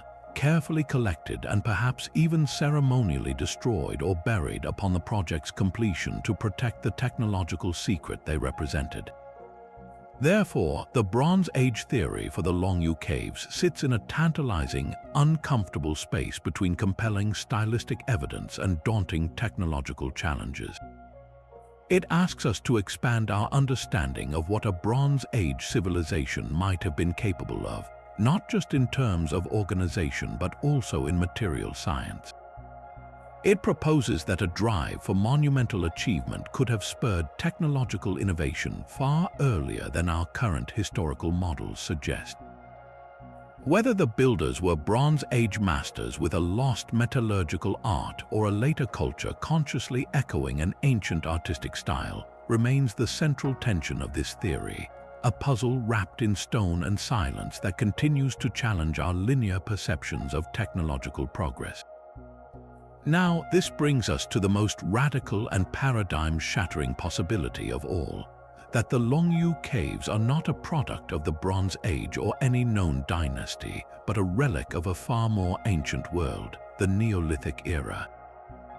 To put this in perspective, we're talking about a time over 7,000 years ago, a period historians often label as prehistory, when human societies were supposedly simple groups of hunter-gatherers just beginning to experiment with basic agriculture and primitive pottery. The accepted narrative tells us these were small, scattered communities focused on survival, not massive, coordinated engineering projects. The very idea that a culture from this distant epoch could conceptualize, let alone execute, a project of Longyou's sophistication doesn't just challenge the timeline of Chinese civilization, it completely shatters it, suggesting a lost chapter of human achievement on a scale we've never dared to imagine.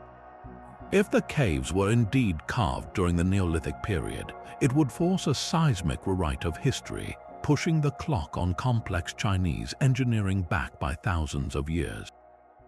This wouldn't be a simple adjustment, it would be a fundamental restructuring of our understanding of cultural and technological evolution.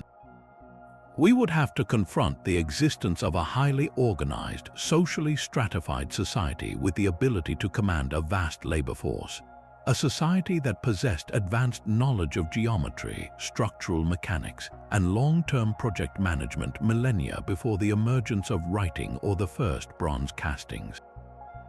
This civilization would have been a contemporary of the very first farming villages, yet it would have displayed a level of sophistication we don't see again until the age of the pyramids. The implications are staggering, suggesting that the cradle of Chinese civilization, and perhaps civilization itself, is far older, more complex, and more mysterious than our textbooks have ever allowed. Where would such a society have come from, and why does it leave no other trace? This is the central paradox of the Neolithic theory. A culture capable of building Longyou would have been a regional superpower, likely dominating the landscape with other grand constructions, a distinct artistic style, and a complex trade network. Yet, the archaeological record for Neolithic China, while rich with beautiful painted pottery and evidence of early agriculture, shows nothing on this scale or of this nature. This forces us to consider an even more extraordinary possibility, that the Longyou builders were an isolated, singular phenomenon, a brilliant but fleeting flash of advanced culture that emerged, achieved this one impossible thing, and then vanished, perhaps succumbing to a climatic disaster, a pandemic, or being absorbed and assimilated by later, less technically advanced populations. Knowledge and legacy completely erased by the sands of time. This theory, while controversial, finds a sliver of support from an unexpected source: geology. Some studies of the weathering patterns and the degree of silicification on the cave walls have tentatively suggested an extreme age, potentially aligning with the end of the last ice age. Furthermore, the ancient shoreline of China was vastly different thousands of years ago. What is now inland Zhejiang could have once been closer to the coast, and a cataclysmic rise in sea levels at the end of the glacial period could have flooded coastal plains, displacing populations and drowning any other evidence of this hypothetical advanced culture. The caves carved into hillsides would have survived this deluge, standing as the sole, silent monument to a world that was lost beneath the rising waves. A Chinese Atlantis remembered only in the whispered myths of dragons and underground palaces passed down through countless generations. Ultimately, the Neolithic possibility forces us to humbly accept the limits of our knowledge. History is written by the winners, and it is written on materials that survive clay, stone, and bronze. If the Longyou builders were a pre-literate society that expressed its grandeur not in portable artifacts or written records, but in the monumental, permanent alteration of the earth itself, then their story would be incredibly fragile. Without the caves, they would be utterly forgotten. Their existence is a powerful reminder that the story of humanity is not a simple, linear progression from primitive to advanced. It is a complex tapestry with many threads, some of which have been completely lost, waiting for a chance discovery to force us to reweave the entire fabric of our past. The Longyou Caves stand as a permanent question mark, daring us to consider that our ancient ancestors may have been far more capable, and their world far more mysterious than we have ever believed. If the sheer antiquity and technological sophistication of the caves defy conventional timelines, perhaps the most provocative explanation is that they are not the work of any known dynasty, but the last surviving remnant of a vastly older, more advanced civilization, a culture so ancient that its very existence has been scrubbed from the collective memory of humanity. This is not just a fringe idea, it's a hypothesis that forces us to confront the possibility that our understanding of human history is profoundly incomplete, and that the Longyou Caves are a stubborn, stone-carved piece of evidence for a lost chapter in the story of civilization. Proponents of this theory point to the complete absence of the caves from China's meticulous historical records as a clue in itself. It suggests the builders operated outside the framework of any known imperial system. The architectural principles on display, the flawless geometry, the advanced understanding of acoustics and structural engineering, seem to belong to a different technological trajectory altogether. How could a society capable of this vanish without a trace? The answer, some suggest, lies in cataclysm. Global myths and geological evidence point to a period of immense upheaval around 12,000 years ago, at the end of the last ice age, when rising sea levels drowned coastlines and dramatic climate shifts likely decimated early human societies. This hypothetical advanced culture, perhaps a coastal civilization, could have been obliterated in this great flood, its cities submerged, its people scattered, and its knowledge lost.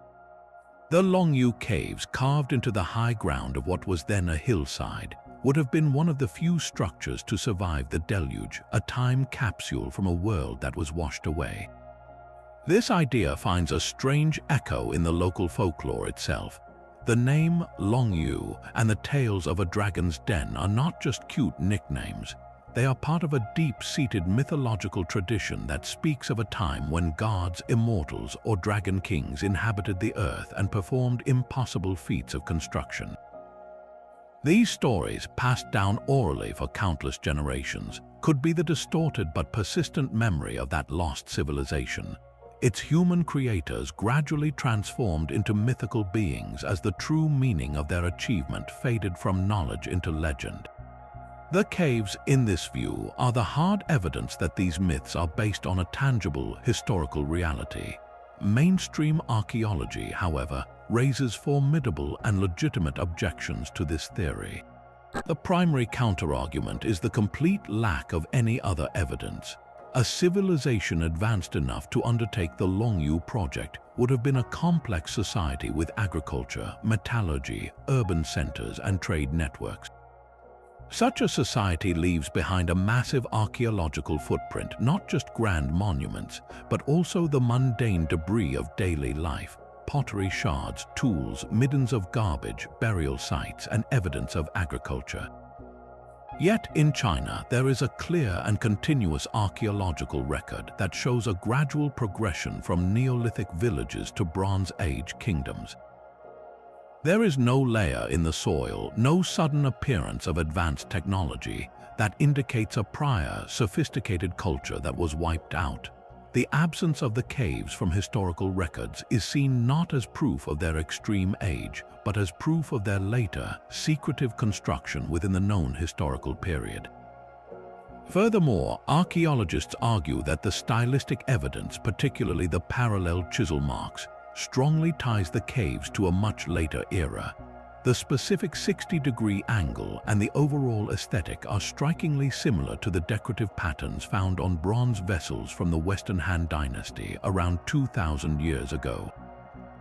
While the mainstream cannot yet pinpoint the exact date, they see a clear cultural through line that connects the caves to known Chinese artistic traditions, not to a hypothetical, unknown one. The technological leap, they argue, is not evidence of a lost civilization but a testament to the underestimated engineering capabilities of a known one, demonstrating that ancient Chinese builders were capable of far more than we have previously credited them for. This clash between the radical ancient civilization theory and mainstream archaeology represents a fundamental divide in how we interpret the past. One side looks at an anomaly and is willing to rewrite history to accommodate it, arguing that the absence of evidence is not evidence of absence, especially when dealing with a cataclysm that could have erased nearly all other traces. The other side demands a preponderance of corroborating evidence before dismantling established historical models, arguing that an extraordinary claim requires extraordinary proof that, so far, remains locked within the silent, enigmatic walls of the caves themselves. This debate is far from settled, and it is this very tension between the known and the unknown that continues to fuel the enduring fascination with this underground marvel. Faced with a mystery that defies traditional archaeology, modern researchers have turned to a suite of cutting-edge technologies, aiming to scan, map, and model the secrets right out of the stone. The first and most crucial step in this digital investigation has been to create a perfect, immutable record of the caves as they exist today. This is where 3D laser scanning comes in. Teams using LiDAR technology, light detection, and ranging methodically sweep every inch of the grottos, firing millions of laser points per second at the walls, floors, and ceilings. Each point returns a precise measurement, building a breathtakingly detailed cloud of data that computers then assemble into a perfect digital twin. This isn't just a photograph, it's a measurable, navigable, virtual replica accurate down to a fraction of a millimeter. This permanent record is invaluable, allowing researchers from across the globe to study the site remotely, and most importantly, providing a baseline to monitor any future structural shifts or erosion that might occur now that the caves are exposed to the open air. It's the ultimate preservation tool for a monument that has already waited millennia for us to understand it. But the real magic happens when this laser data is fed into sophisticated computer modeling software. Engineers and architects can now run complex simulations on this digital twin, testing theories that would be far too dangerous or destructive to attempt in the real caves. They can apply virtual stresses to the pillars and ceilings to understand their load-bearing limits with exact precision. They can simulate the removal of a specific pillar to see if the model collapses, helping to reverse engineer the builder's step-by-step excavation process. This digital deconstruction is revealing the astonishing foresight of the ancient engineers. The models show that the placement of every single pillar is absolutely critical to the structural integrity of the entire chamber. There were no redundant supports. The builders knew exactly which parts of the mountain needed to stay standing before they ever swung a hammer, a level of pre-visualization that is difficult to achieve even with our most advanced software today. These simulations are humbling, showing that the builders possessed an intuitive, masterful understanding of rock mechanics that we are only now beginning to quantify with our own technology. Beyond the visible geometry, scientists are also listening to the caves, using the science of acoustics as a new form of archaeological evidence. teams of researchers equipped with sensitive digital audio equipment have been conducting detailed acoustic surveys within the chambers. They place speakers in specific locations and emit a range of sound frequencies, from low rumbles to high-pitched tones, while an array of microphones maps how the sound waves behave as they travel through the space. The initial findings confirm the extraordinary auditory properties that visitors have anecdotally reported for years. The data reveals clear hotspots and dead zones are specific locations where sound is amplified with startling clarity or absorbed into near silence. The resonant pillar in Cave 35 has been officially documented, its unique tonal frequency precisely measured.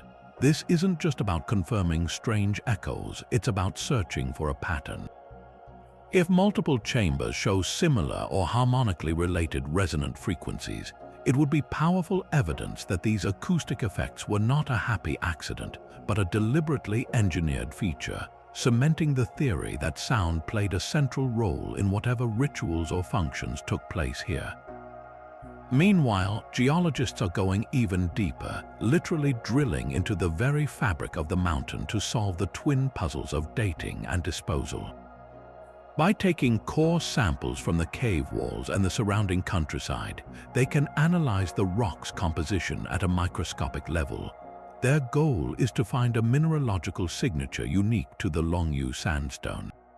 If they can identify this signature, they can then scour the local riverbeds, lake sediments, and agricultural fields for traces of that same pulverized rock. Finding a concentrated layer of this material in the sediment of a nearby lake, for instance, could finally solve the mystery of the missing rubble, proving it was transported and dumped there by the builders. Furthermore, advanced techniques like thermoluminescence dating might be applied to the rock itself. When certain minerals in the stone are chiseled away and exposed to sunlight, their radioactive clock resets. By analyzing this signal in the exposed walls, scientists might one day be able to determine the last time that surface saw daylight, providing a direct, if controversial, date for the initial excavation. It's a long shot, but it exemplifies the creative, multidisciplinary approach now being deployed. This fusion of data from scanners, geologists, and audio engineers is creating a holistic view of the complex that was unimaginable just a few decades ago. The ultimate goal is to weave all these threads, structural, acoustic, and geological, into a single, comprehensive digital model. This wouldn't just be a static replica, it would be a dynamic what-if machine. Researchers could virtually adjust the water level to see how it flowed through the carved channels, test how different sound frequencies interact with the architecture, or even simulate the effect of ancient torchlight flickering across the chiseled walls to understand the visual experience of the original users.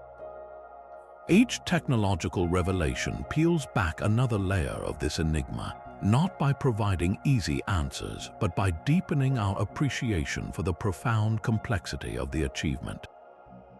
The tools of the 21st century are not simplifying the mystery of the Longyou Caves.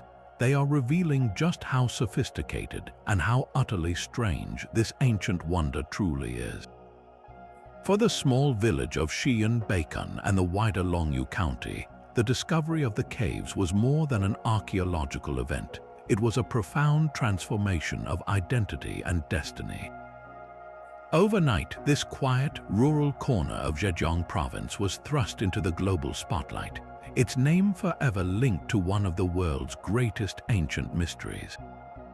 The local farmers who once tended rice paddies now found themselves the custodians of a wonder, their lives interwoven with the enigma beneath their feet. This sudden fame brought a new economic reality: tourism. Busloads of curious visitors began arriving, drawn by the allure of the unknown, creating jobs for guides, hoteliers, and restaurateurs. The caves became the engine of the local economy, a source of communal pride that replaced obscurity with a unique, globally recognized significance. The very landscape of daily life changed, not through new construction, but through the revelation of what had always been hidden below. Recognizing their immense value, the Chinese government designated the Longyou Caves as a national heritage site, a move that formalized their protection and elevated their status to a treasure of the nation. This official recognition places them alongside the Great Wall and the Forbidden City as monuments of supreme cultural importance, ensuring they will be preserved and studied for generations to come. This state-sponsored guardianship, however, creates a fascinating contrast with the cave's own origin story. They are now celebrated, signposted, and managed, yet they were quite possibly born from a desire for absolute secrecy.